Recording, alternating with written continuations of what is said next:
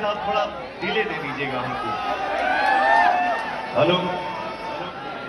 मुकेश अंबानी जो देश के सबसे बड़े बिजनेसमैन और उनके बेटे आनंद अंबानी की शादी होती है, और शायद ये शादी हिंदुस्तान की सबसे महंगी शादी होती है, जिसमें बॉलीवुड के तो तमाम स्टार्स आई थे, इसके अलावा हॉलीवुड के भी बड़े बड़े सुपरस्टार्स इस शादी में शामिल हुए और उन्होंने डांस भी किया। तो ये मुकेश अंबानी ने तमाम सितारों के साथ बैठकर बातचीत भी किया, जिसमें पावर स्टार पवन सिंह को भी मुकेश अंबानी ने खूब शाबाशी दी है। जब सभी को बता दें, ये मंजर है जब पवन सिंह स्टेज पर लॉलीपॉप सॉन्ग गा रहे थे, और जिस दौरान पवन सिंह गाना गा रहे थे उस दौरान नीचे बारात थी, और बारात में शायद पवन सिंह के उस गाने पर सभी लोग डांस कर रहे थे। और यूं कहे तो पवन सिंह ने माहौल सा बना दिया था, जिसमें सभी लोग डांस कर रहे थे, सभी लोग झूम रहे थे। और इसी को देखने के बाद और पवन सिंह के परफॉर्मेंस खत्म होने के बाद मुकेश अंबानी ने पवन सिंह को खूब शाबाशी दी और ये तक कह दिया कि आपके गाने ने हम सबको डांस करने पर मजबूर कर दिया।